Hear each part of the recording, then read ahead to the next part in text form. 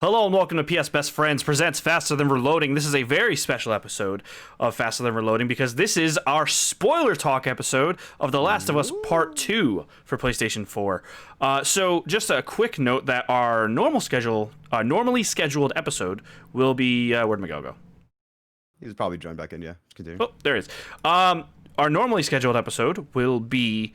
delayed a little bit because Jeff's going away this weekend, but we wanted to get this out first so you guys have something to listen to. Probably going to record Monday, which would be, I think, June 29th, which means June 30th is probably when we would drop. So just so you guys know, we're doing this now to get it out while, people are still hungry for Last of Us conversation, and then we'll do the normally scheduled episode early next week. We'll be talking about the Cyberpunk 2077 event. We'll talk about the Avengers game, which just had an event today, as well as some other stuff. So we'll get into that. Yeah. But for anyone new to the show, my name is Anthony Palm. With me, as always, Chicago's prodigal son, Miguel Alvarez. Yo, what's going on? And the Brooklyn bad boy, Jeffrey Mizrahi. Did I ever give myself a nickname? I never introduced myself as anything. I just say my name's Anthony I was Palm. the host, you were the Connecticut farm boy or some shit. No, it wasn't. It was like woodland Hey, creature you of just the... cut off Jeff, bro, from the What's Up. I know, yeah, I didn't get my... That was so what's up, long but ago. I'll That allow was it. so long ago. Like Yeah. when did you stop hosting the show? I think feel like 2 years ago. Dude, Like shut up. I think Time is I feel like it was like insane. only like Episodes 5 in, I episodes think. in or something too. Yeah. It wasn't even that Yeah. many in. I mean, you do the But yes, news, so it's not like you don't have your own little hosting. Yeah, we have our parts. We have our parts. But yeah, so I think this is a great time to do spoiler cast. Yes. It's not too early, so people aren't pressured to watch it. It's not too late. So it's really fresh in everyone's mind, and I think around now is when everyone's really finishing it up. But I just want to say this from the beginning also. Let's just set the groundwork in terms of we all love the game. So if we come off as a little negative at some points, that is literally just nitpicking and kind of like making an argument for like some devil's advocate type shit. I think it's a 10 out of 10. Miguel thinks it's 10 out of 10. Anthony gives it a 9.5. We all love the game. We all think it's all amazing. So just want to say that first. If you guys disagree, call me out on that. But let's just jump straight into the story. Good? Yeah. So, spoilers.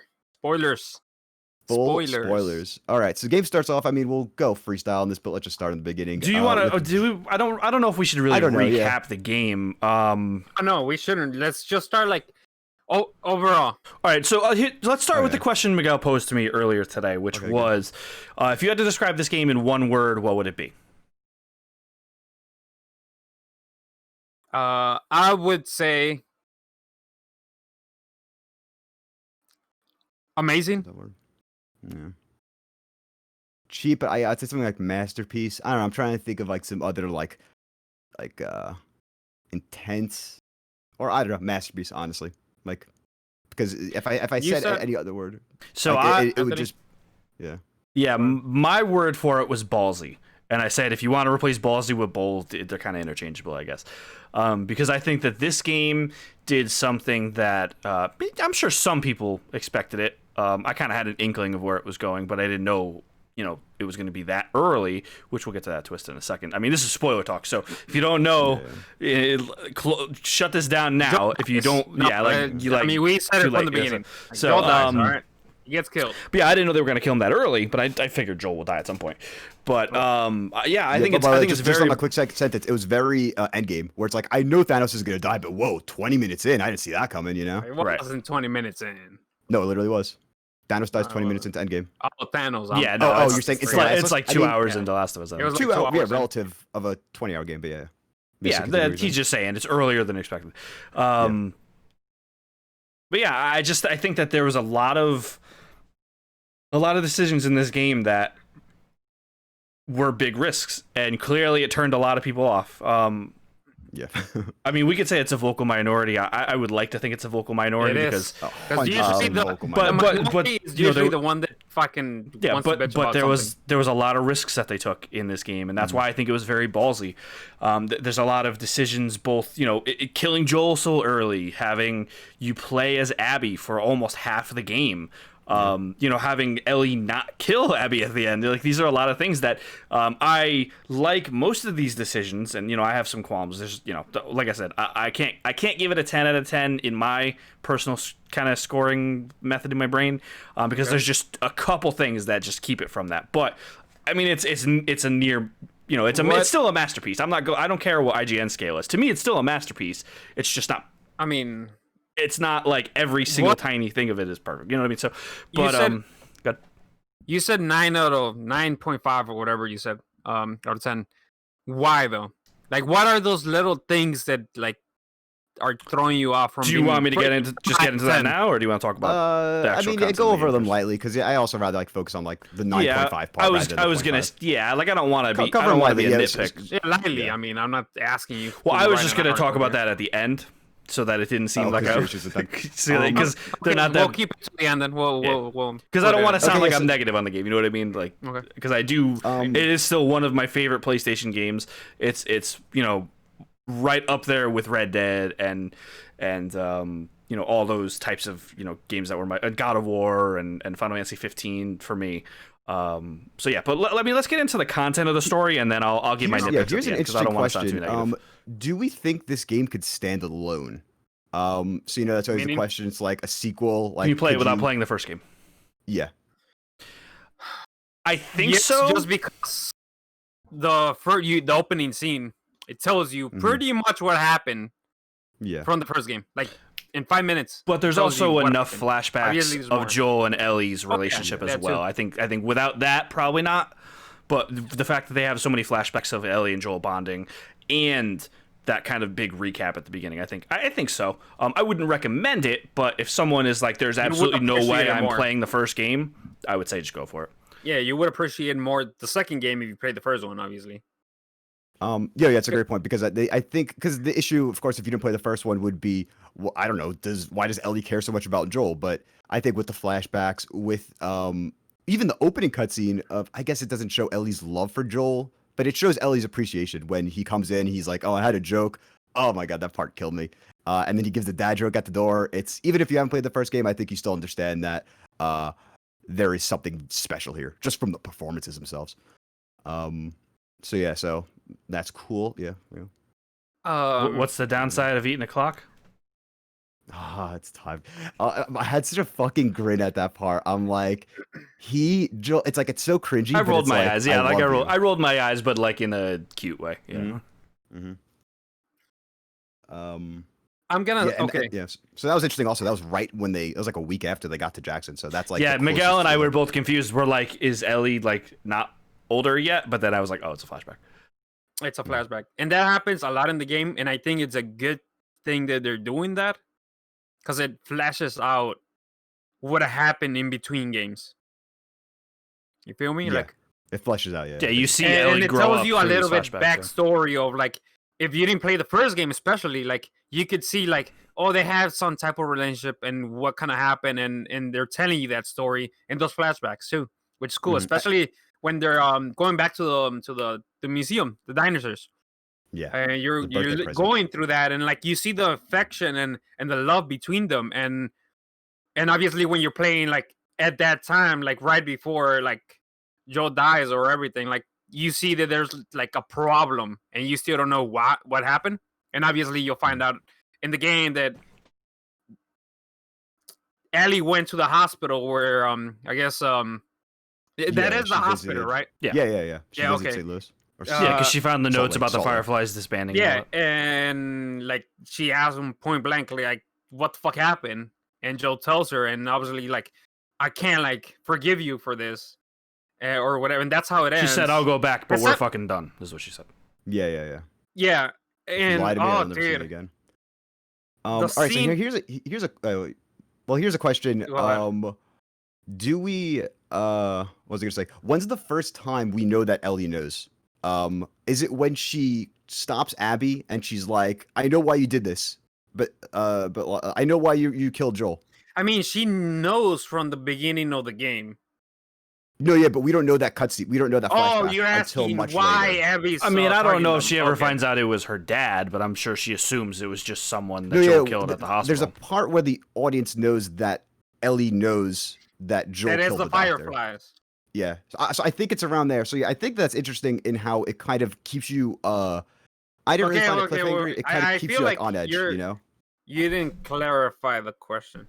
At what point you're do you know asking what point Ellie knows that Abby's part of the or was part No, of the opposite, Fireflies opposite. or what? At what part of the game does the player know that Ellie knows what happened at the hospital? Oh, okay. When she goes and visits the hospital and finds the it's cassette right tape. before all that stuff that's happening. Yeah, she finds the cassette tape, and then she's sitting outside, and then Joel finds her, and she says, "He's like, where did you go?" That's the final part. But I think the Abby part where she says, "I know why you killed Joel." Like, we don't know 100% what happened at the hospital, but we know that Ellie has that happens at the theater when she when she kills Jesse. Yeah, that's afterward. That's like way afterwards. Either way, okay, I'm mixing up something that's really irrelevant. But I don't think I don't think Ellie ever knows exactly what Abby's relationship was to the Fireflies. I don't think she ever knows Ellie, like Abby's dad was the doctor. You know what I mean? That I think she just assumed. Yeah, right. But not that the dad is the actual. Right. I don't think she ever finds that out. She was killed. Yeah, I don't think that was mentioned at all. Right? Like, I don't think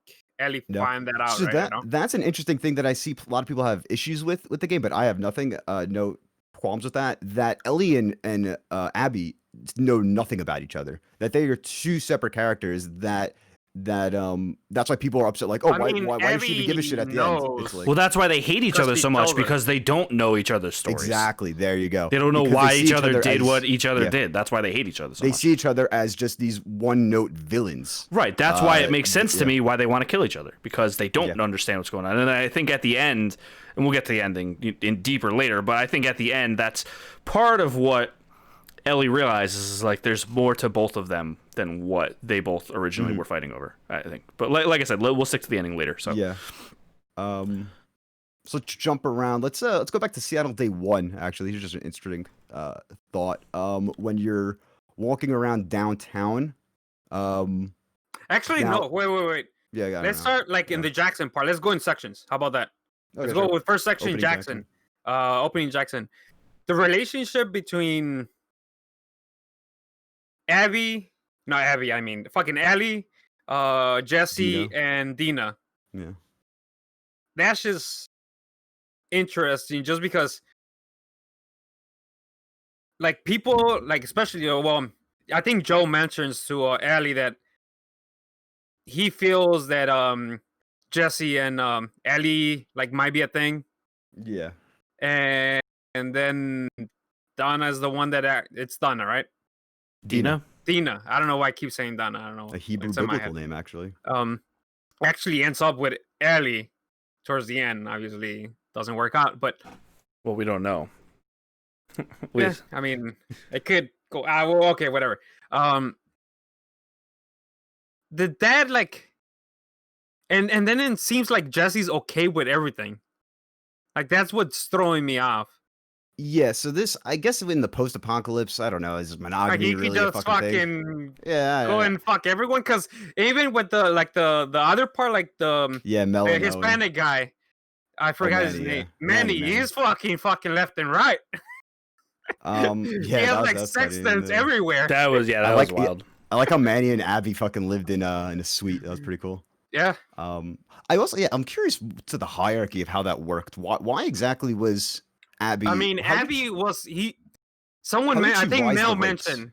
Yeah, what'd you I say? think it was Mel that mentioned that, when they were talking about going to Santa Barbara, because I'll go with Owen, but I don't want you. But not you. Yeah. And then she mentions, because you're Isaac's best killer or something like that, best mercenary or something like that. Yeah. And that's why she has that fucking claim. Yeah. I guess it's been 5 years. Yeah. The best whatever killer or whatever you are. True. And those ranks. And I feel like probably Manny was around there too. That's why they had those extra privileges, probably. I could see that. That makes some sense. They were brought in, and she stood out as a fighter. She wanted revenge. So she wanted revenge. I'm sure some of the people they didn't know, other than the close people that which all the close people with Abby seemed like they were Fireflies. They came in together to that community. Yeah. Because she just doesn't mention it to anyone except those handful of people. Yeah. The hit list. Going back to Jackson. Jackson. Dude, the first couple cutscenes, dude, are fucking great. It's snowing. You're walking around. Yeah. So yeah, from the beginning, you're playing as Abby. For a bit, you're playing as Jolie, playing as Abby. I originally hated her, and so Who? okay, sorry. Let me actually specify Abby. Oh, because it was I going back and forth. Yeah, I played the first hour, the first night at Mhm. midnight. So So pretty you much didn't get to Abby, right? before Joel died, after you played as Abby, when you came back to Ellie. Okay. So everyone's still alive, but you're playing as Ellie. And I'm like, I woke up that morning. I'm like, I mean, let's see where this Abby person goes. I hope like that's not a long term character. The kind of like seem like I don't know, like boring characters. Which I think is supposed Doesn't to be. change Like, much. that they're boring. Yeah, I'll get into that later. Oh, I don't think Abby's boring. I don't think Oh so. my either. god, I thought she was fucking. She's not as bad, but the people around her were. I'll get she into it. she is boring at first, and but then they Name, Yeah, name one obviously. thing about her that she likes other than her stupid coins. Working out. See, Name something about her personality that makes her interesting. She that likes it in she the ass. likes. She what? I She likes mean, the doggy style. we do get that the Character development. story, like you start finding out more stuff of her obviously later on, and why she's the way she is, and why she's changing, or why she like changed after they killed after she killed Joe. Like right at the beginning, she's like, I'm like, what the fuck is this character? Like when Anthony mentioned like I don't want to fucking play as her. Like, why am I playing as her? Obviously, Yeah. you'll find out later The on. beginning wasn't the problem I had with playing as Abby. Like Certainly. playing as her in Jackson, I was fine with whatever. I was like, playing as her, assuming I'm going to learn more about her. It was playing as her right immediately after the fucking Desolation of Smog fucking cliffhanger, where I'm like, I don't want to fucking go back through all 3 of these days. Like, what the fuck? So that was the problem I had. But continue. So that was your problem. Yeah, I didn't mind playing as Abby in Jackson. I hated playing as Abby. Your problem is that after it day wasn't 3 of boring. Ellie. Is because you started playing as Abby. cliffhanger. I didn't think one, it was and boring. you're I like, thought "Ah, she fuck was a this." boring character. I don't think she was boring. I don't know. Yeah, agree to disagree. We're not trying to convince each other here. Or change each other's minds. But I am. nice. I think actually she kind of enjoyed that. developed into a But that's the decent character. point. But I Because you thought- don't know her at the first. Like that's the point. Yeah. That's the point of telling that story from 3 days, so you could like gauge and find out why she's doing the things she's doing. I and why thought at the end she day changes. one could have been completely condensed into like 2 hours of gameplay. I think it was fine. Whatever. Yeah, so I actually enjoyed the cliffhanger when she pulls up the gun and she does she say anything, or does she just hold the gun and then it goes? No, she says, "We let you live and you wasted it. Oh yeah, You killed all my friends." So yeah, so my biggest issue was I know the game's gonna show up there, but I'm like, hold the fucking phone. How did Abby find them? Like, how did she just end up in the theater? So that's why I kind of appreciated the build up more, even though it did feel slow. I'm definitely agreeing with you on that. The first day I think intentionally felt off putting in a way that it's like, But that doesn't make it I good. kind of would rather be playing anything else. I than literally seeing- wanted to stop playing the game. I was like, I think that I honestly might have gotten off and played some Modern Warfare or something. I was like, I don't want to play this right now. But I think that was totally intentional. I think you're supposed to feel that Yes, it disdain was for her. intentional. But that doesn't make it good, though. Is my Fair point. enough. Fair enough. Yes, but that's their story. Like we're That's playing fine. That doesn't mean I have to like story. it. is what I'm I saying. get it, and I enjoy it, and I like that because right after the cliffhanger, you're like, "Oh shit, what the fuck is gonna happen?" Then it happens, But and then it it's takes like, way too long to resolve it, though. Is my point. I just hate cliffhangers you know in what general. happens though. Like You don't know what happens. See, No, okay, like you have an idea of like one of them is dying. That's what was in my fucking head. Like someone's gonna die. We're like, what the fuck? And then when you get back to that point and you're playing as Abby and you're chasing Ellie, right? No, you're playing as Abby and you're chasing Ellie. It's like fuck this. Like give me a choice. That was in my head. Like I don't want to fucking kill Ellie. That's what I thought was gonna happen. Honestly. Oh yeah. You're I saying said when this to you when guys. chase her back. I said Like, if this I game makes wanna me play kill as Ellie as like, Abby, it's a fuck 0 out of this. 10. Yeah, That's what I you said. mentioned something like that when you're playing through it, and I'm like, oh, just wait. But like I mean, the that was game- in my head. Like the game I don't want has to the- kill Ellie with Abby. It kind of makes it doesn't make you, but it kind of puts you up against it in the boss fight. And Yeah. every moment in that boss fight against Ellie in the theater, I was like, please end in some like turn the gun away. Like, oh my god, I really do not want to kill her like I killed David in that boss fight in 1. I was like begging. I'm playing the game. That's why like I don't understand how people are upset. Like, well, I didn't want to kill Ellie. It's like, my guy, you have a controller in your hand. You're playing a video game, so it's like I'm still gonna play through. Yeah. When it says hit square, I'm hitting square. It's like I'm not that fucking immersed that I don't know it's a video game. But yeah, I was definitely rooting against Abby. There was a part where I'm like, let's see what happens, and Ellie killed me, and it just ended with like a classic like game over screen. I thought it'd be like a little what do you call it, like in Metal Gear Solid when it's like paradox, time paradox, yeah. Time paradox, So- yeah. When you kill Ocelot, Yeah. problem solved. Series over was the trophy for that. That was my first thought, right? From Yeah. the when it started, and then like towards them, because you start like trying to take off her like weapons. So like she drops like a gun, and then it's Mhm. another gun, and then the arrow, and then the knife, and like somewhere in the middle, I'm like, fuck, like I don't know who I want to fucking like die right now, just because. Oh, that story at 0 of points in Abby. this story was I ever rooting for Abby over Ellie. I'm sorry. No, I was rooting for Abby 100% in the last fight. For The Abby? last really- fight. Oh, okay. Yeah, in the but final fight, I did not want Abby to die. Oh no, I I'm did talking about not- in the theater. Like in the Yeah, theater, yeah, at yeah, 0 yeah. points the was I theater. ever rooting for Abby. Oh, you're saying any point in the theory? Got you. Yeah, I meant in that fight. Yeah. I mean, towards Well, the end, yeah, I'm like, fuck, like Well, I dude, don't yeah, want no one to die. I mean, When I was she kind of gets- hoping the ending that happened was what happened during the last fight. I was kind of just like, I hope they just beat the shit out of each other and then give up. Oh, I could see that, yeah. But dude, when she fucking takes Dina, that was And then she said good when she said she's pregnant. I was like, oh, if you do that. yeah. there's I'm like, no- oh my god, like Yeah. no, because it makes sense in Abby's eyes that she would do a tit for tat thing, and you killed my pregnant friend. I'm No. going to kill your pregnant friend. And I'm like, shit, wow, Dina's dead right now. But Lev, shouts out. Oh well, when Ellie kills Mel, She doesn't and know she's she, pregnant. like, no, exactly. doesn't. That's I mean, that's like, Abby doesn't know that and doesn't care that she didn't know that. But and then it's like, Oh, true. oh shit. Like I if Tommy wasn't there, I think Ellie would have stayed there for like a long time. well, yeah, Just she was being like, like- sitting like, there throwing fuck. up. Yeah. And true. the Abby part when wasn't there a moment in one that something similar happened with when Joel was killing someone and Abby Wasn't it just the and first Ellie? time Joel killed someone in front of her? Yeah, No, I wait, wait. feel like No, it was the first time something Ellie similar. kills someone to save Joel's life, and she's like, and she, yeah, it was right. Ellie's Does first she kill. shoot? Right, because it's when the guy's drowning Joel in the puddle. Yep. I think she quotes that actually in this game. I No, think no, Dina where I'm asked her going what is- was her first. Oh yeah, where are you going with this? where I'm going is that when Abby, because Abby didn't stop because what she said. Abby stopped because Liv said stop. Well, he just said Abby. He didn't even say stop. Or Abby, or yeah, like she. I mean, that's Like, pretty just much trying to what snap he her ended out up of it, yeah. saying. Like, yeah, and I feel that there was a moment in time in the first game at the beginning, somewhere in the beginning. I don't remember what it was, but I think I could. That happened when Joe was killing someone, and Ellie stopped it. I don't think so.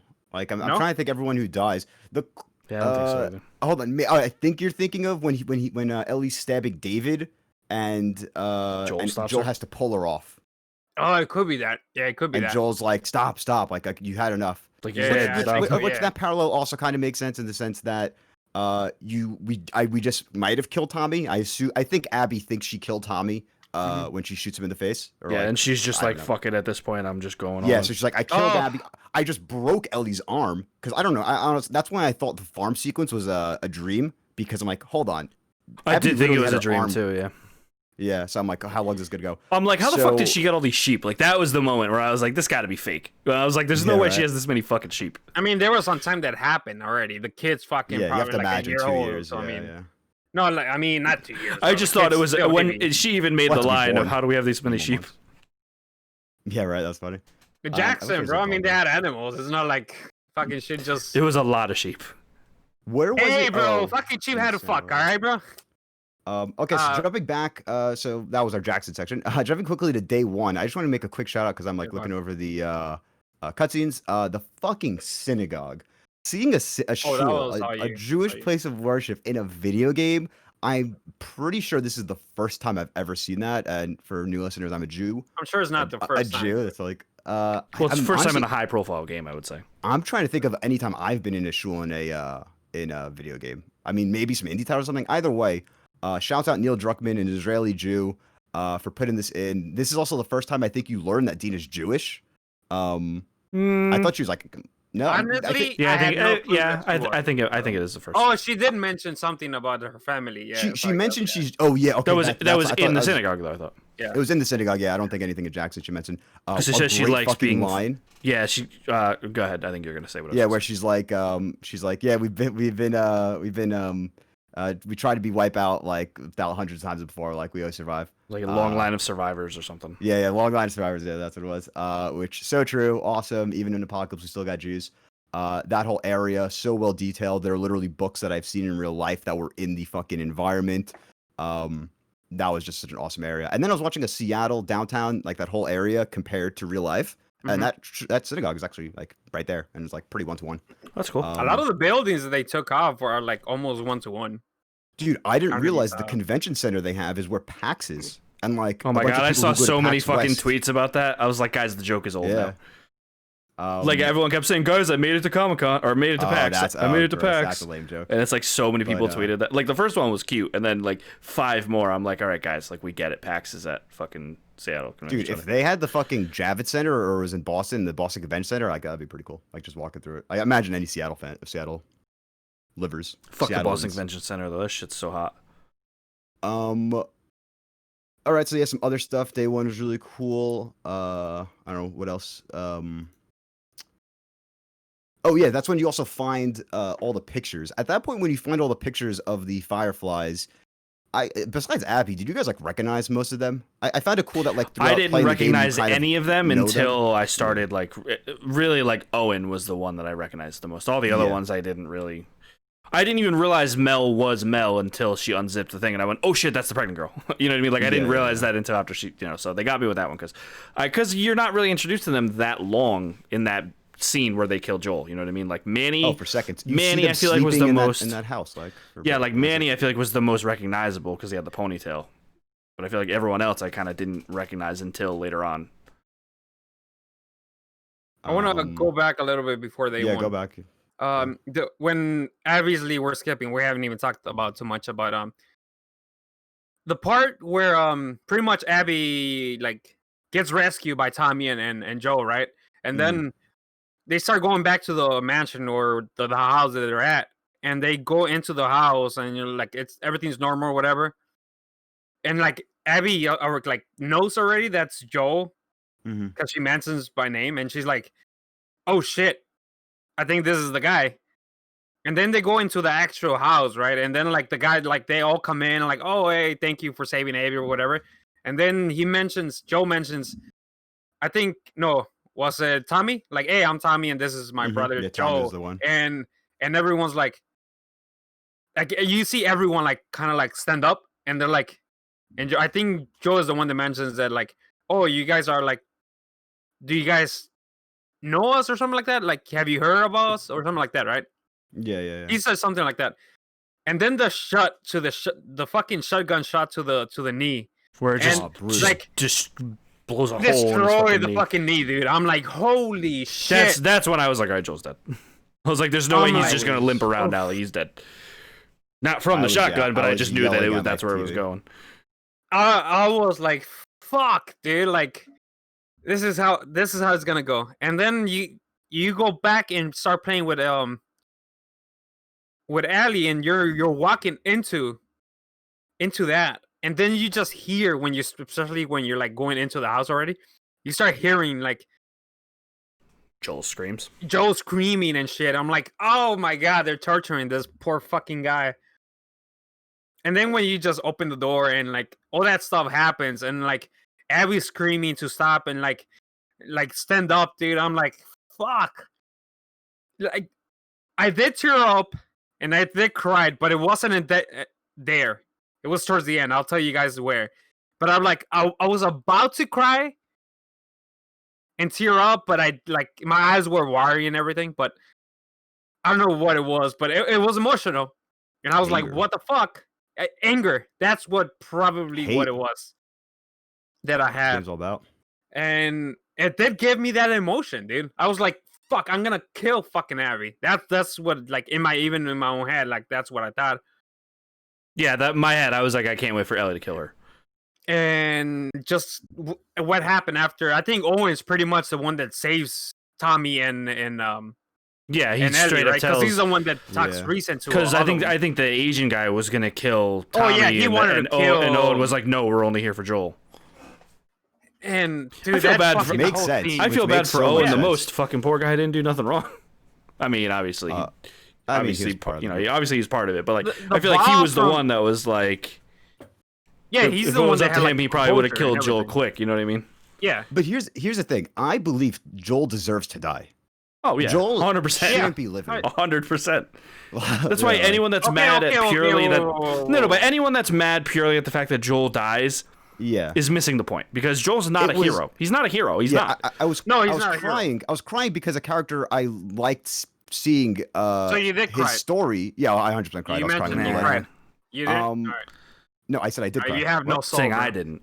Me? Oh, Anthony. I mean, I just saw it coming. No, yeah. I was crying because a character I have grown attachment to is dying, but at the same time, it just invigorated me. It's like Mm. I want to know more about the story. I'm in. That's like the hook. It's like this dumb bitch just fucking killed Joel. What the hell is going on? Who is she? What's the backstory? What's happening right now? But like all I know is that I'm gonna have to kill her. Like I wasn't. I don't know. Hard to explain. You get what I'm saying? I don't know if he had to die. I knew he was gonna die, I but like I think he had to. realistically, Joel was never destined for a happy ending. but why? Because he was greedy. Yeah. 100%. Because he massacred all of the Fireflies in the hospital. Oh, I get that, but And he because killed one of the best surgeons in the apocalypse. Well, I just think deserved to die because he was greedy. because Okay, he was a we terrible. No, agree with that. nothing to do with greed. He was just a terrible person. He was greedy because she wanted He To have, wasn't like, greedy, Miguel. He wasn't greedy. He was selfish, He was yeah, I selfish. guess. That was the selfish. word he There was we looking go. for. That's a better Yeah, word. yeah, Yes. Yeah. Selfish because he wanted. I feel like he wanted Ellie to love him. I don't even think it's that he's selfish. I think he's just a terrible person. I think he's just. I don't you know think what I he's mean? a terrible person. I He's a think he's a just terrible selfish. person that uses the excuse of love and care as a Reason I mean, for everyone murdering has- him. Technically, Yeah. everyone's a fucking terrible person in this scenario, like in the game overall. Yeah, honestly. I mean, I don't think any of them. I don't think Abby or Ellie really deserved to live at the end. I mean, I think I'm glad Ellie anyone did, overall but I don't think she deserved in the to. game. Like mean, anyone, that's like the- could yeah, deserve to die. that's Like if the you, classic. That's a classic Walking Yeah. Dead thing. I think Dina might have been totally innocent. I don't know how many. like you don't know his backstory. That's the thing. Like Yeah, fair Dina, enough, fair Jesse, enough, I fair think they. I don't think they were guilty. I mean, Tommy, yeah, you could Tommy make was the a terrible argument that you person don't know from the way back backstory. when he was in Fireflies. So Like I'm sure everyone overall, I mean, realistically, deserves to die because of True, shit Miguel. they Yeah, done. but we've seen these acts. I know. That's what makes him. Yeah. like yeah, Like, we know um, for a fact that Joel is just not a good person. He might have started to develop into a good person, you know, And living at in the Jackson end, for we'll 5 talk years. about But it. But yeah, you can't I run agree away with from that. can't run away from exactly. past that- I'm trying to. Yeah. That scene, man, that little section there, I was like, fuck. That was really Okay, emotional. And then Here's the next man, I don't know. extremely emotional part. This actually happened in day one when they're in the Dina and Ellie are in the spore section in that like underground area, and Before you Ellie's say that, mask. What? Before you said that, because she did mention when they found out, because right The before weed, that, you saying? the weed, yeah, when they go into the hideout of the guy that died, the older guy, I guess, that Yeah. Smash uh, Bandicoot, whatever it was called. Which yeah. was porn. yeah, that was funny. Because they, they smoke weed and they had, they fuck around or whatever it was, and they in the morning when they woke up, I assume, Ellie mentions to her that like, hey, I'm like immune, like, and then But yeah, like, no, Dina she plays takes that it off like as it's a joke. Yeah. Yeah. And then when that happens, and like, hey, like the mask breaks, and it's like, no, like I'm not coughing. I'm like, I'm immune. I told you I'm immune. And then she's like, I don't know what fucking went through Dina's, right? Okay, Dina? yeah, that's what I'm saying. So when I'm playing Go ahead. that, I see Ellie's mask break, and of course Dina's reaction makes sense. Is fuck, Yeah. she's about to die. I'm gonna hold my breath. I'm gonna take my mask off. And when Dina starts taking her mask off, I literally yelled at my TV and said, "No!" I'm like, Yeah, oh, same. it's so intense because I feel it's, like Ellie's holding some information from Dina that is pretty She important really in this didn't. specific. Well, she didn't, yeah, but it wasn't clear. I guess I don't know. You're high shit.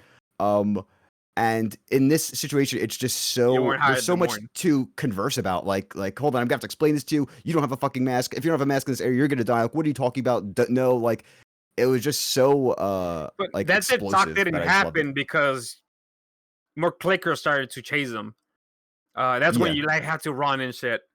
But yeah, but coming from Dina's perspective, it's like, what the like, what? Your mask is you have no mask in this area. It's like being in a fucking toxic chemical plant. I don't know. I feel when they're like running, because I don't feel like they talk too much after that. Like after that point, like when they're like trying to escape, she's like, "Oh shit, she already told me this." Yeah. She's like, I- oh, I would have fucked up there if I took it off. Yeah, but that scene was to the reaction of Dina's like one thing on this game, like the character, like you mentioned, I think with the just the actors, the work that they have, bro, like the performances emotions, are- the mocap, everything is so fucking on point. Like you could when they're angry, they're sad, they're happy, or whatever. Like you could tell on the characters, bro. Like it's so clear. It's mind blowing how good it looks, and like whenever they're looking at a map or they're going over plans or something, you could always see the character not talking, like having such a like expressive face, like either they're inquisitive or they're just thinking in their own world. Like I don't give a shit about what you're saying on the map, or like, oh, I gotta read like the facial animations are above and beyond. Oh, speaking of maps, can we talk about how great the downtown Seattle map was? Yeah, like if Madagascar had a map like that in Uncharted 4, it would have been way more playable. Way more tolerable. Madagascar the map did have a map, but it was not as detailed as that, though. You know what I mean? It was, I like doing the classic, like, all right, what is this? This is 2 blocks, and then I make a left. All right, I'll go, and then like I get back in my heart. So like, all right, 2 blocks, make a left. It tells you when you complete an area, which is great, and there's a voice line if you don't want to check the map.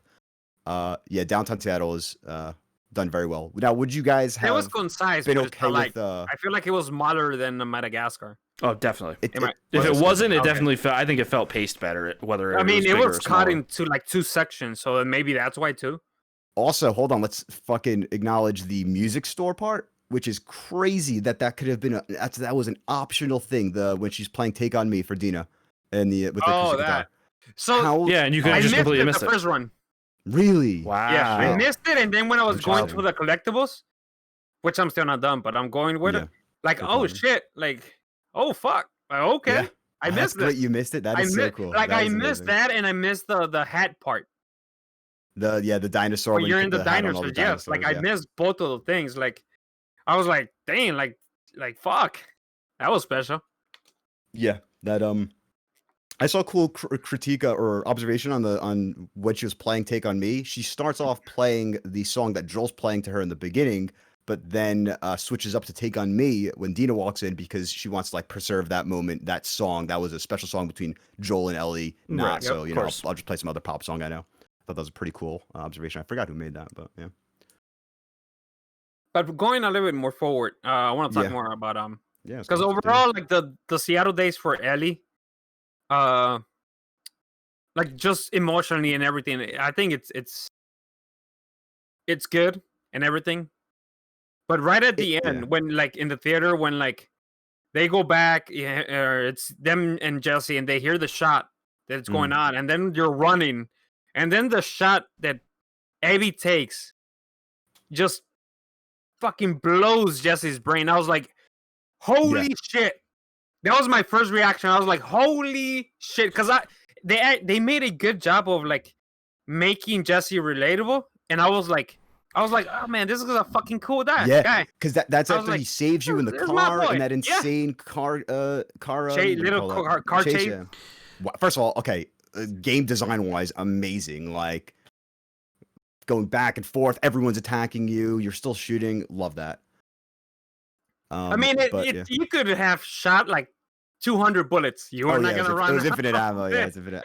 I do like how Last of Us does that. Like it's such a game about scarce resources, but there are moments where there's infinite ammo. Like even one had that. Yeah, that was like it felt very Uncharted in that section, which is not a complaint, but it did feel very Uncharted in that section. It wasn't too grandiose. It wasn't you're on a fucking flaming fucking plane and you're going outside fighting while you're falling off the plane. It was literally Right. just a car backing up in a small street. Right, right. But it felt intense. It felt as insane, as chaotic as jumping out of a plane. Just for your comment, where you were talking about when does Ellie know, Yeah. or When when do we does the know Ellie player knows? know when Ellie knows Mhm. about the all that stuff?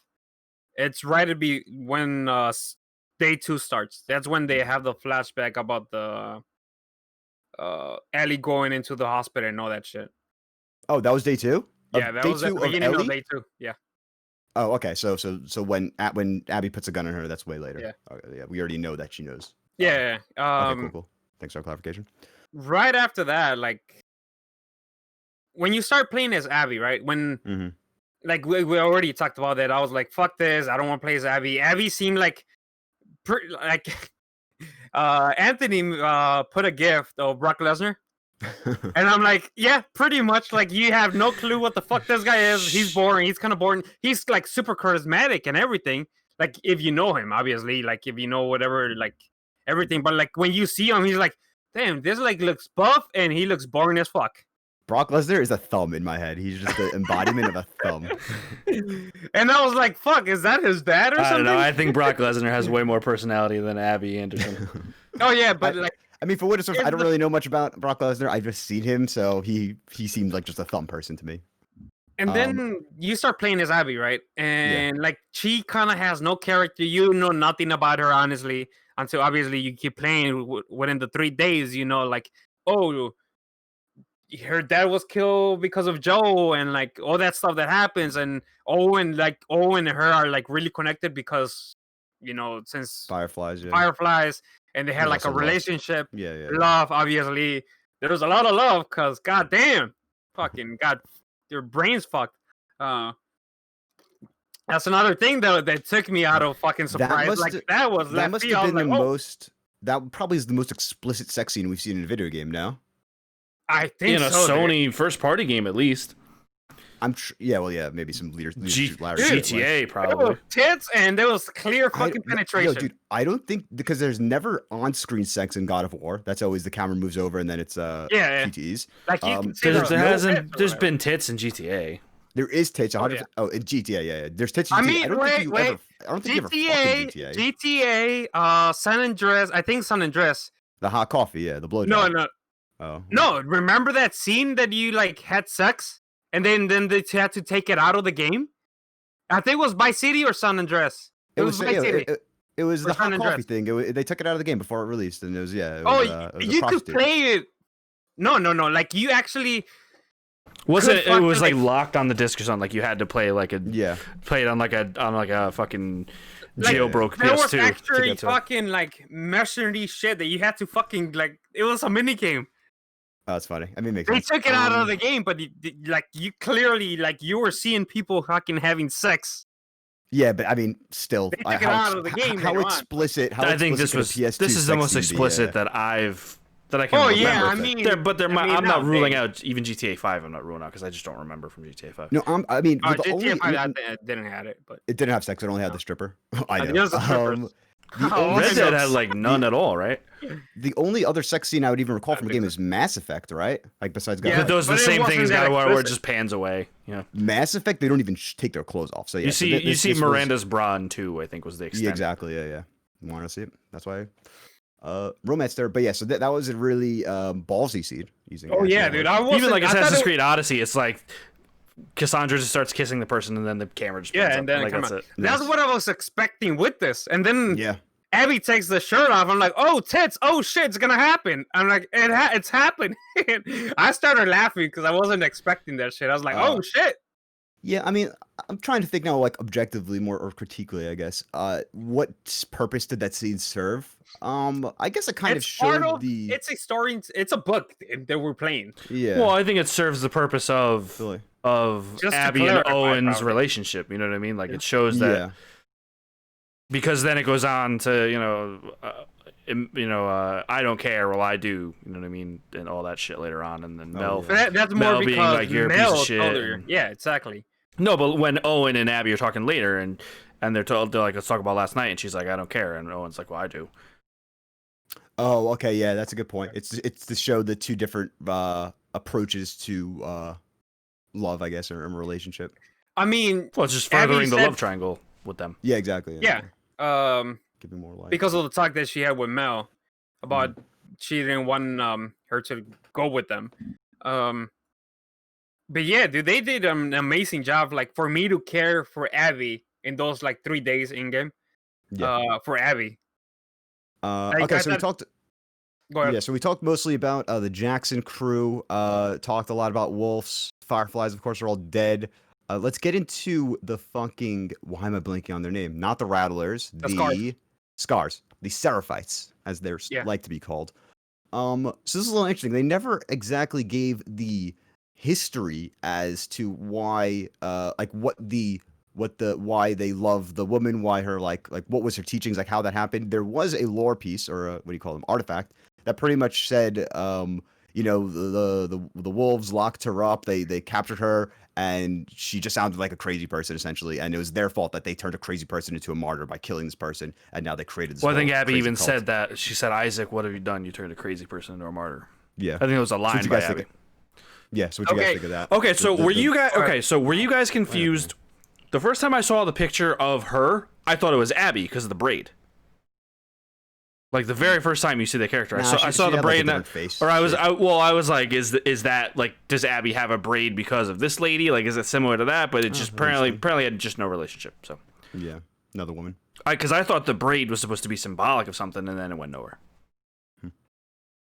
So they did talk about when Abby, like in the third day, when she finds Liv and what's the girl's? Yara. And like they're like the conversations between them is like they're like the scar. I'm just gonna call them scars. Call them scars, yeah. Yeah. They're kind of like brainwashed because Liv mentioned. I think it's Liv that mentions about a book, right? It seems like they wrote a book and like it's like a Bible. Like she wrote like a Bible, basically. She's like a god to them because she's like freed them of the wolves or whatever it was, because like supposedly like she had powers, right?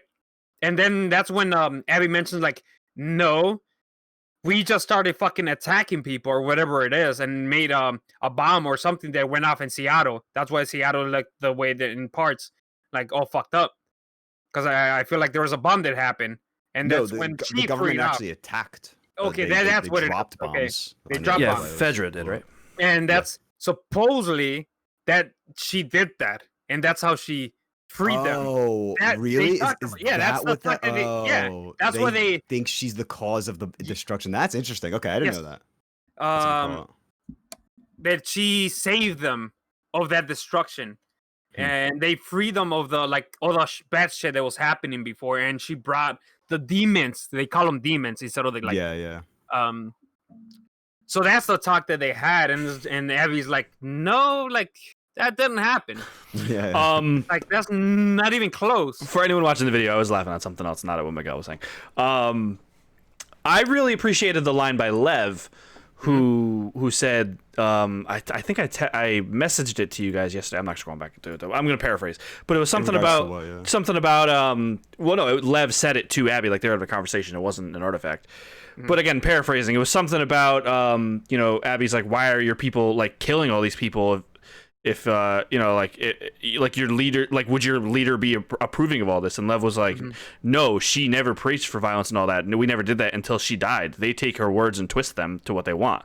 And I just thought that was really relevant because, I mean, the specifically with Lev, I mean, you want to talk about, LGBTQ rights and all that stuff specifically with him, but just in general, it's a very real world kind of sentiment of, like people in the real world twist religion to fit what they want, but they ignore the things they don't want. And I thought that was really relevant and a really nice kind of interaction between Abby and Lev. Their interaction between them and the girl, I keep forgetting his name. Yara, I just said it. Yeah. All that shit's actually really important to the whole game and to the development of Abby. Yeah, like I didn't give a flying fuck about Abby until really. Well, I mean, a lot of people are making that comparison. people are making that analogy of Abby to Joel. Joel to Ellie is Abby to Lev.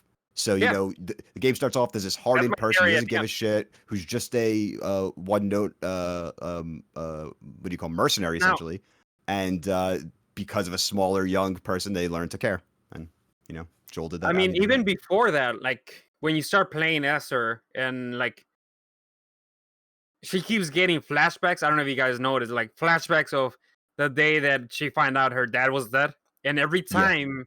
Well, yeah, Ellie and Abby both having flashbacks of walking. Yeah, to like the every time, like as the game fucking like expanded, and I think at the end, like there was, she opens the door and it's just white, like she found the light, and it was Liv, like fighting for Liv. Because right at the beginning, it's like fucking dark and that happens, and then the second time, I think it's just like all fucking dark and shit, and then the second time was when she sees Lev and Yara hanging with their guts spilled out. Oh yes. Yeah, that's true. Like it's like a vision. Oh, dude, that whole scene. Because that was after she had sex with Owen. That whole scene was fucking incredible. Sorry, which one? When Abby's getting hanged and they save them, they come in and save Abby. Oh yeah. That was the clip her wing scene from the original trailer. Wing scene. Yeah, that scene. Was that the first trailer we ever got? Clipper, not the teaser where we had Ellie playing the car, but like the first actual like trailer. That was the first. That was the first one we got. That was the first. Clipper wings, because I remember everyone online freaking out about the violence. The first trailer was the guitar. So I'm saying I count that like a teaser trailer. Correct. This was the actual first trailer, technically. The first one was a tease. Which is kind of wild in retrospect. Like, yeah, that's why I remember people were like, "Oh, this shit's so dark." Hey, remember when that teaser trailer showed Joel and he walked in the room and he said, "You sure you want to do this, kiddo?" And everyone, no. That was a different scene in a trailer later on where he goes, "You didn't think I'd let you do this by yourself, did you?" They replaced that with Joel. The scene that we're talking about, the teaser trailer, which doesn't happen in the game, it was just like made for a trailer. When Joel's like, "You sure you want to do this, kiddo?" And everyone's like, "Joel's dead, right? That's a hallucination." And Jeff's like, "Oh, you're all stupid. Joel's not dead. Oh, he's fine. Joel's there for the whole game." And they got you hook, line, and sinker. You stupid fuck. First of all, I appreciate that I was hooked as a fish because no, but you called people idiots for thinking Joel was dead. No, I called people idiots for thinking Joel would die and reappear as a fucking Force ghost. That's what I thought would have been, because they didn't do anything. I would have been okay like with a hallucination. Was there any? The closest thing to hallucinations this game had was PTSD flashbacks, which different vibes entirely. Dude, we got to talk about that fucking PTSD scene at the farm too. I thought she was gonna kill the baby. Hold on, we'll jump to the farm. Let me quickly, before we leave Lev, just really shouts out to the handling of trans representation in this game. Amazing. Not preachy at all in the slightest. Had no forced agenda. It was literally a so he was Lily, so a person born as a girl in this fucking psychotic cult in the future was essentially told he has to be a fucking bride to some old people. She just wants to fight for her people, her family, essentially. The only way to do that is to, I guess also I'm kind of downplaying because it wasn't just to escape it. She also felt more like a boy. So, I mean, I don't really have too much trans insights, but I thought it was just amazing. I messaged you guys the line for that too. And again, I'm going to paraphrase because I don't have it in front of me, but it was something like, "You heard what they called me? Yeah. Do you want to ask me about it? Do you want me to ask you about it? No. Okay." That was the conversation. And that's how you handle it. It's like... Yeah, that's how you begin. They explain it later. Yara explains. Well, it was like, but it's like when you guys are fighting in the building, and and then they're like they're calling him it makes sense. Yeah, like you don't need to, it's not beating you over the head. It's just Abby gets it. Abby gets that Lev is a boy. Whether or not he was born a boy is irrelevant. See, she gets it. She doesn't need to ask that way. I didn't get that. How I took it in through the story and people like. We're talking on Twitter, and then you guys commented on it.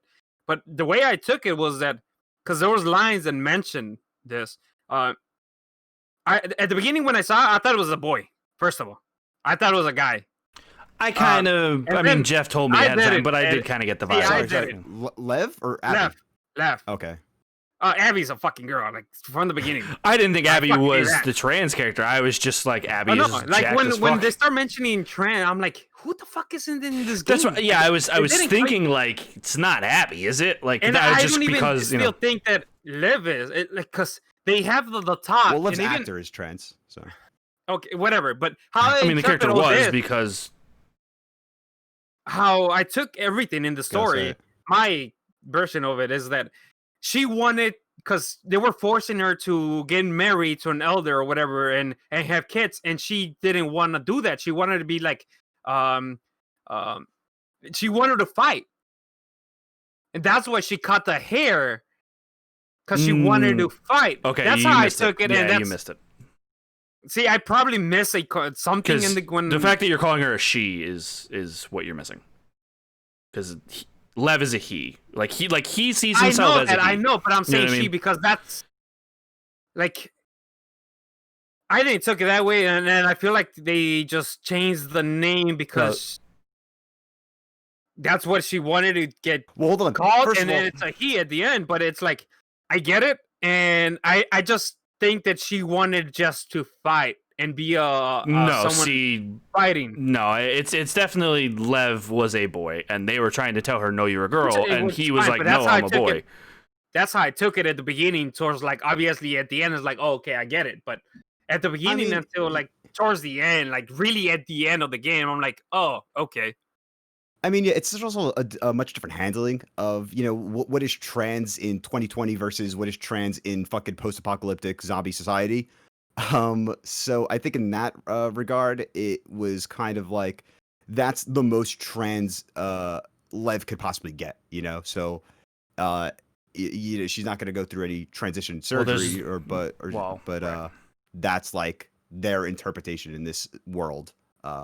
How they do it. But either way, it's great that it's great if you did. Well, a trans person is trans regardless if they go through the surgery or not. But we don't have to. I'm just saying, yeah. I didn't like I said, I didn't. That was my. I got it at the end, like especially when you start in Santa Barbara. Like I got it, like okay, he's you know it's a guy, okay.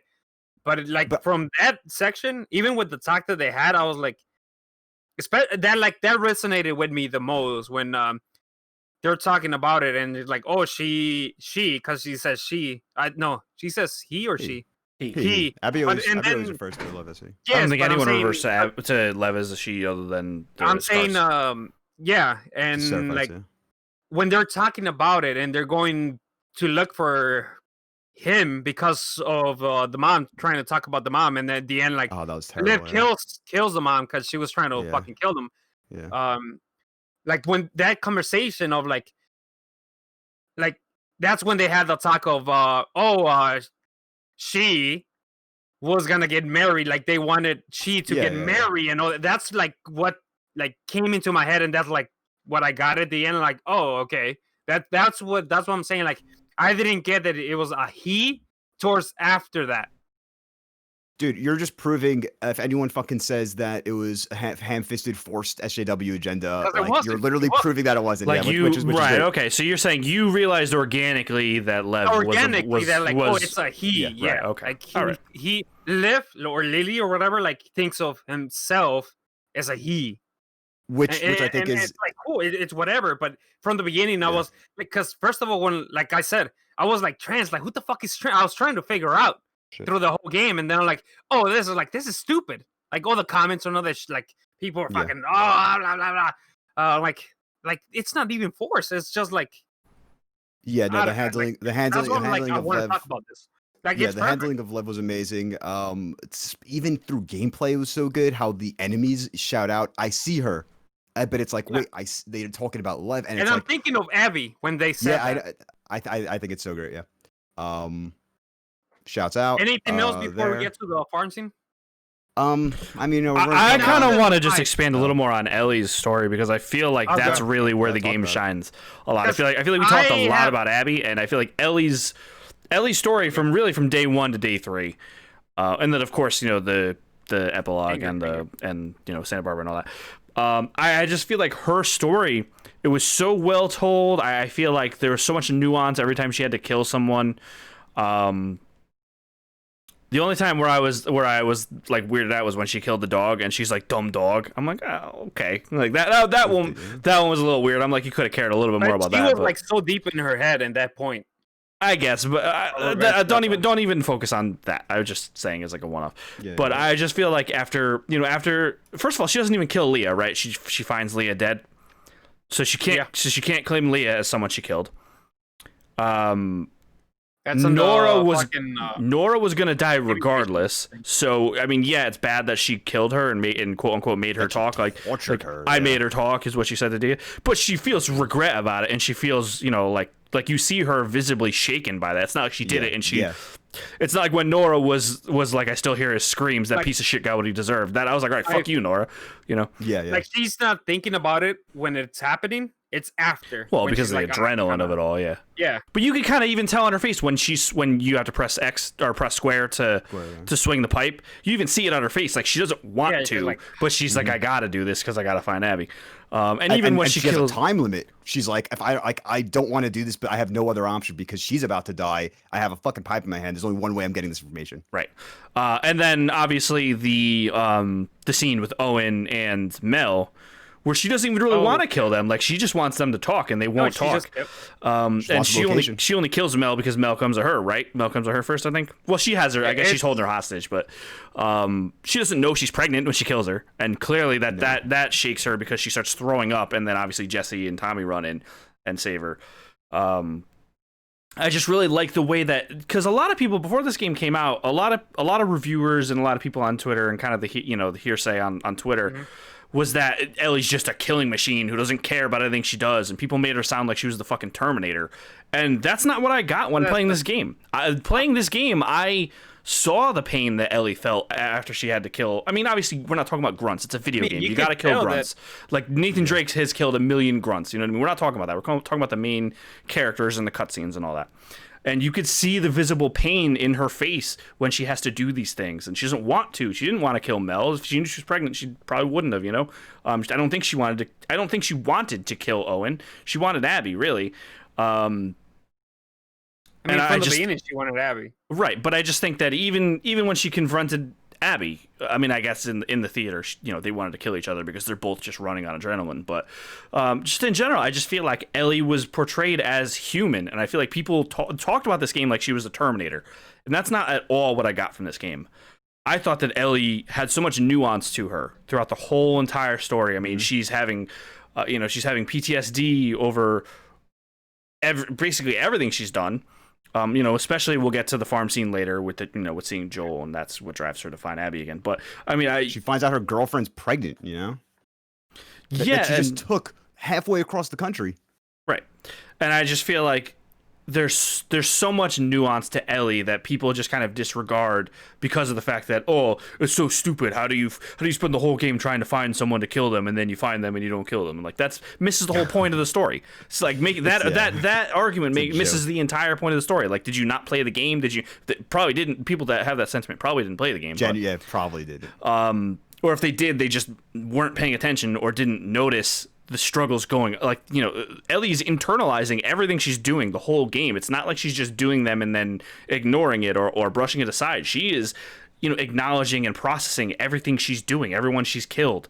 And I just really appreciated that she wasn't the Terminator, because that's the vibe I got going into this game is, I'm going to play as Ellie and she's just going to be a psychopath murdering we'd everyone. be playing an Uncharted game. Honestly. Right. That's exactly. literally what Uncharted is, yeah. Which is funny because I told you guys I actually thought that Abby's story felt more like an Uncharted or a Tomb Raider game as it went on, which was not a bad thing. But it didn't. As Abby, you're saying? As Abby. It had to feel different. Right. Well, yeah. So as Abby's story went on, especially on the island with the village, it felt very Tomb Raider to me, which is not a bad thing. It's just that's kind of what I got. Sure. I'll give you that one. But I like that it was different because, first of all, Abby had no clue what was happening. If you follow the story, right, she doesn't even know there's a trespasser until I think the end of day 2. They didn't even know that Tommy was like a thing. Like, she thought it was the scars or something like that. That sniper sequence with Tommy on the other end was awesome. That was so cool because it's Tommy sniping at you, so you're like, well, I can't aim at him and kill him. That's when you're chasing him, and then he fucking blows a hole in Manny's head, and I'm like, God damn. Yeah, it's like, oh shit, it's actually like, that's when she finds out, like, oh shit, it's Tommy. and especially when like fighting and like she tosses him out of the yeah. When they're over yeah, the boat. and she's like, oh shit, like he's I coming to know who kill that me. is. Yeah. Like that, like I'm glad that it was different. It wasn't as dark as Ellie's, especially at the beginning. Just because like Abby at at the start of day one, she was in a different place and she was like trying to like forgive herself of what she did. And Ellie at the beginning, she's out for revenge. Yeah, true. They're really on two different ends of the spectrum. And like Anthony's saying, like she felt it, especially when you start like playing. You could see it like on her when you start in the farm. Like she's all skinny. She looks pale, like she's like going through some like dark shit. Like even when you said, I think Anthony, Jeff mentioned that the kid, you thought the kid was something was gonna happen to the little kid. When she has when the fucking shovel or whatever falls over in the farm and she has the PTSD, I was like, oh my god, is she gonna choke this kid out by accident or something, like in a fugue state? That'd be crazy. I was like, because I kept hearing that at the end of the game some big thing happens that you have no control over.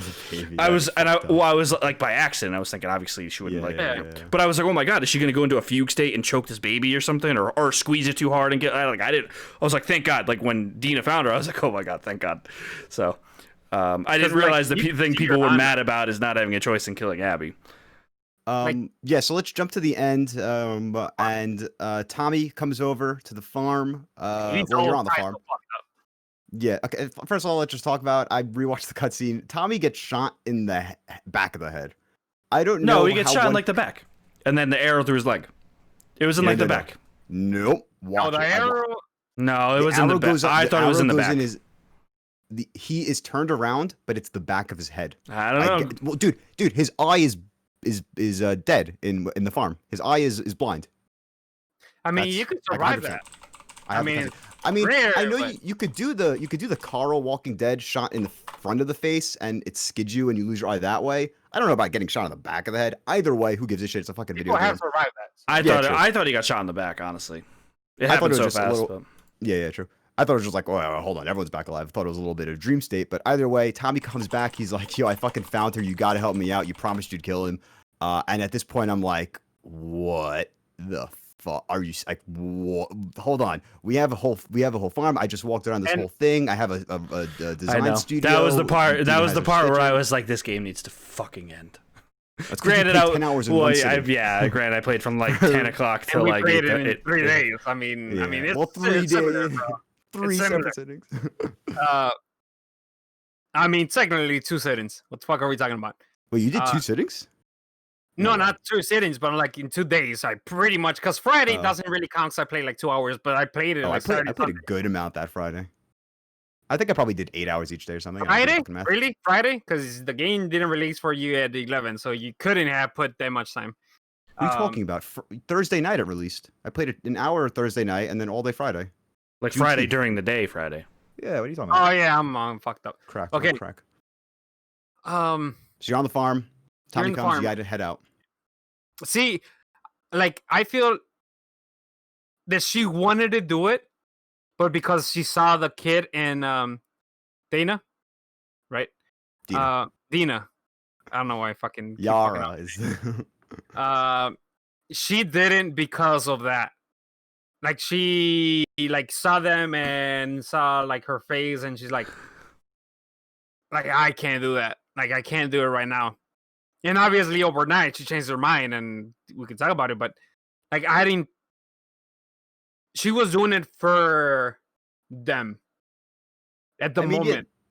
There's a lot that was going in her head. It could also be if Joel was willing to do so much to save me, like what am I willing to do to save my daughter? Is I took it as I don't know if Abby she's was thinking all that, but I'm just saying there's like a lot of. I took it as Ellie literally tells Dina, like, I don't sleep anymore. She keeps having these PTSD flashbacks. Like what happens if next time she does hurt the baby?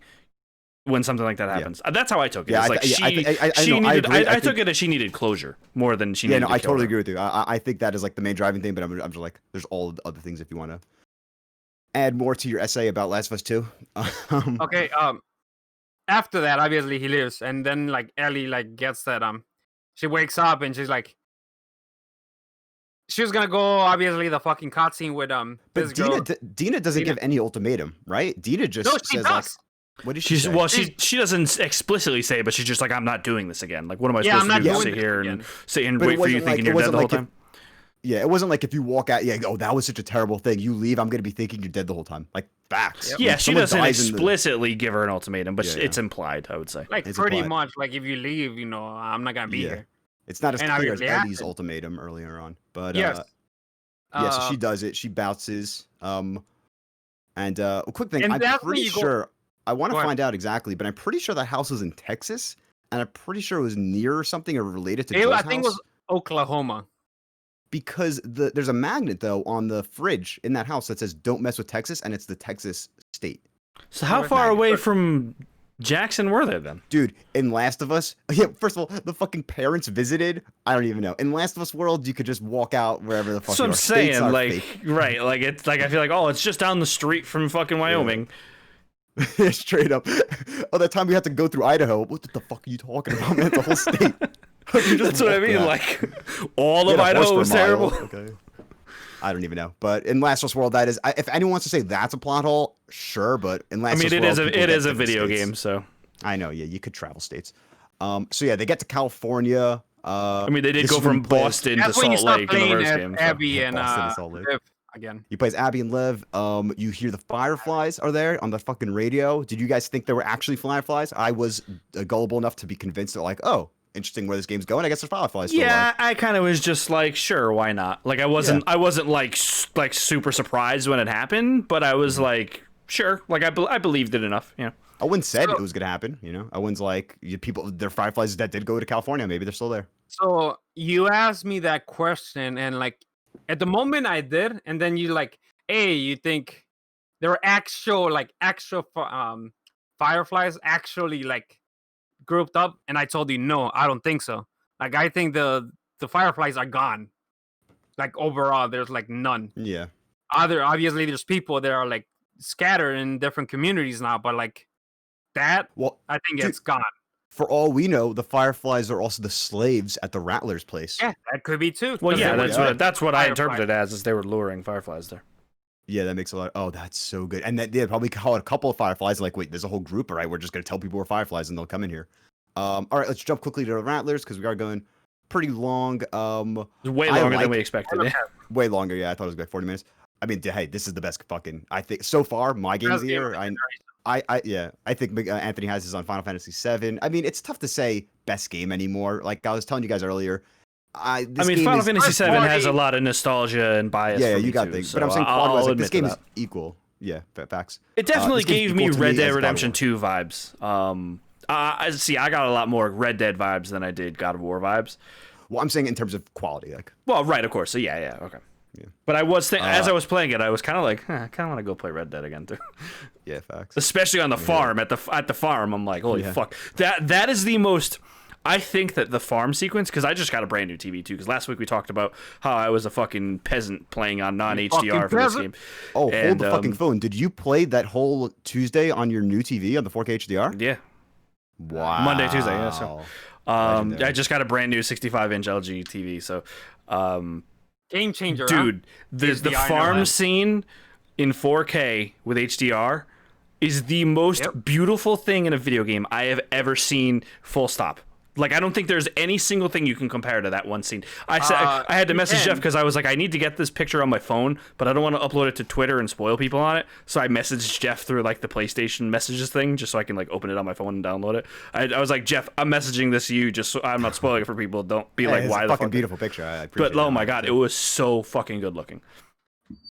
Yeah, so This game's got to be one of the best looking games. yeah, Miguel, you said there's other. What other game would you say looks better than this, or even?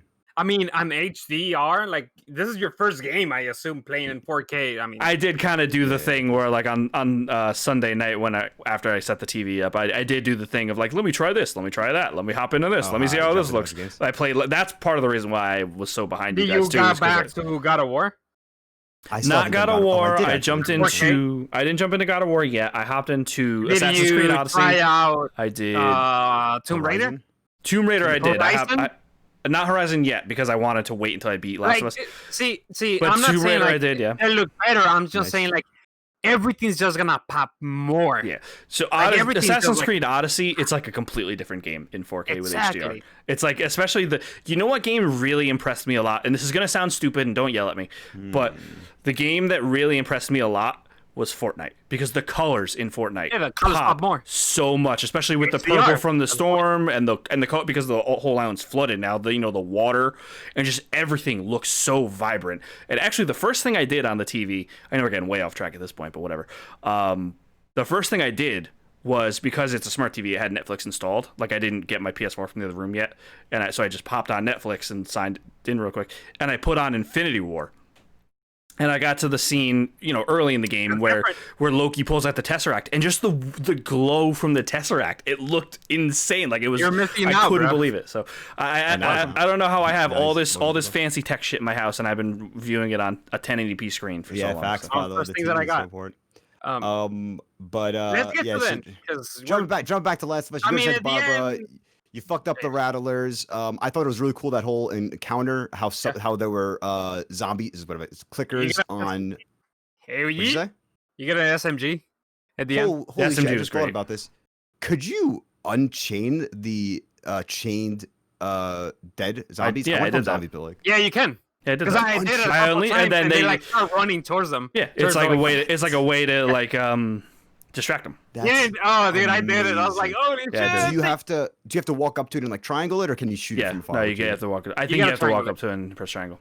But Yeah. they usually cool. 'Cause have I them was avoiding them. distracted. So Yeah, No, I was like, avoiding them like they were chain chomps, So this is how I found out, because I killed one guy, and then I try to run back to where I was through them, and then I saw the triangle, so I clicked it real quick and kept running. And obviously they're like focused on the other guys because they're making noise. Yeah. And that just went for them. They're like, oh shit. yeah, They're see, loose, I they're loose. killed the first infected, and then noticed I can still unchain it. So I unchained it just to see what happened, and obviously it was dead, so it didn't do anything. So then the next one I saw, that's when I tried it out and I tested it out, and so that is very. it started cool. running because the guy was like like egging it on, making fun of it, and then walked away. And then I unchained it, and then started running after him, and he turned around, and he was like, "Oh shit!" So that was pretty cool. But But yeah, the Rattlers were kind of filler. Like, I don't think we're ever gonna get more of a backstory on them. I don't think I thought it was enough Rattler information. I thought it was, they're just douchebags trying. They're like what was the group in Walking Dead where they would do the same thing, where they would chain up the walkers? I know what you're saying. I forgot the name. Was it Negan's group? Was it Negan's group where they would chain up Negan's the group. Negan's no. was It was chaining them, but there was someone else. the Terminus people, I thought, right? Oh, you might be on.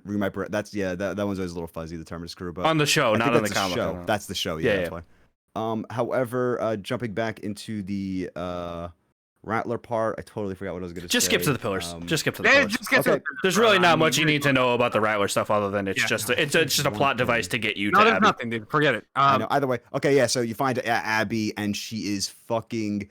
Where is that? Is that a beach? Is that it's a beach. A lake? It's a beach. Okay. It's the ocean, bro. Wait, so where the fuck do they go? I guess they go up the coast. California. I love the fact that the final shot of that sequence is the pause, the start menu of the game. Yep. Yeah. Because the start menu changes after you beat the game. Right. Because I forgot, and I love when games do it. Like Final Fantasy 15 is my favorite because it. I don't want to spoil it for anyone because that's not a Final Fantasy 15. It's the loading screen, I imagine, or something. Yeah, you but haven't played the game. You're not gonna play it. You can spoil shit. It's a spoiler cast for a reason. What I don't need to especially say, but it's one of my favorite times where that happens, where the start screen changes after you beat the game. Yeah, because I was definitely wondering the significance of the start screen from the beginning of play the game. It's like, and then you start getting, and then you forget about it by the time you get to the end, and you're like, oh shit, the boats. Yeah, I'm trying to think of the significance of a boat. Like, are you trying to? I don't know. It's like because that's when Ellie lets go of her hate. What? Okay, forget it. What you say? What you say? Anything? I said it's symbolizing when Ellie lets go of her hate is when she lets Abby leave on the boat. Yeah, I guess. But like, is there something to a boat itself? I don't know. So I'm looking too deep into it. But question before we get, because I want to get to that fight scene. Did Ellie had the cutscene, or it was after? It was after, but let's get into the fight scene. Okay. Yeah. So I think she like they obviously they started fighting, right? And they cut him down. Hold on. Time out. That's not true at all. They didn't start fighting. Abby actually. Abby said, "I'm not fighting you." She says, "I'm not." She says, "The boats are over there. Let's go to the fucking boats." Oh, right. She's like, that's all she says is just boats are this way. Boats are this way. Yeah. Is level helps Lev down, goes to the boats, and Ellie is just and like Ellie doesn't say a thing for a bit. Ellie is just like dumbfounded. They see them and they're like, she's like all fucked up, and she's like, "Oh shit! Like what the fuck is going on?" That must have been the hardest. I mean, for me as a player also, but I kind of like knew Abby was fucked already. But like Ellie's seeing Abby, this person who she traveled from maybe Texas to all the way California to fucking kill, and she's literally on the verge of death already. Yes. So she lets her down. And then, her skin's all sunburnt, which is amazing because it's by the beach. And that fucking fight, that was intense. So, I mean, she doesn't like they don't start actually fighting. She tells, and it's like Ellie's like fighting in her head, like, what the fuck should I do? Like, should I let them go or whatever? Because they were like, Abby put Liv in the boat, and they're about to leave, and then Ellie like snaps, and then she's like, no, wait, we need to finish this, and like, oh, I don't want to fight with you, and that's when Ellie goes to Liv, and he's like, if you don't do it, I'm gonna kill Liv. I hated that. That killed me. And it's do you guys think that part of Ellie wanted Abby to kill her? That's why she wanted to fight her instead of just straight up killing her. 100%. Like a part of Ellie was just because we'll get into like one of us is gonna die, and I don't care which one it is. Kind of thing. I say yes, but that happened right after this. But when they start fighting, when Ellie starts fighting Abby with a huge advantage also, which is kind of weird from Ellie's part, with a knife. I mean, she's all fucking skinny and fucking like she has lots. But she does let it be a fight because she could have just straight up killed her. Like, you know what I mean? Yes. Does Ellie still has a weapon at that point, right? She didn't lose her backpack. She had she did. She lost her weapons. Because I noticed that it was against the Rattlers. I think it was because then by the time she gets to the pillars, she doesn't have any weapons on her. Okay, fine. So, okay, so actually, let me quickly. She has the backpack and everything. I'm seeing the cutscene right now. I thought she only had the. I thought she only had the knife. She drops it when they're getting into the boats. She drops the backpack, but she still has the knife on the thing. Maybe I'm thinking of when Abby loses her weapons at the end of the island. Maybe that's what I'm thinking. So they start fighting or whatever, and then I feel like they're like all fucked up, and they're like, she's drowning her, and when she sees, this is what I think. When she sees fucking Abby drowning, I feel like Ellie came and is like, she's doing what Joe did for me, like protecting Liv, and I think she let her go because of that. Because should I mention it? Because right after that, they have the conversation. That right before the date, the date, like the Jackson day, they had before Joel dies. Yeah. Yes, it's like they had that talk of, this guy's drinking a coffee late at night or whatever when the fight happened. Like fucking the guy Joe pushed the guy, whatever. She goes to him and they had the talk like, hey, how you doing? Whatever. Like, hey, you don't need to do this for me. Like, I can take care of myself. Like, I don't need you anymore. And they had the talk of like, you should have let me die. My life would have mattered. And you took that from me. Yeah, and you took that from me. And it's like they have the talk and they're like, but I'm gonna give it a shot to forgive you. And then that's the moment when I see Joe like about to cry. That's the moment that broke me. That's the moment that I cried. Oh, really? Interesting. Yes. Okay. That's the moment I was like, fuck. I mean, I was also very emotional in that scene. That like he had the hope of Ellie feeling the same way before she found out that like she cared for him. Like she knew that she cared for him and she was gonna try to like care for him again in the way that she did before all the shit happened.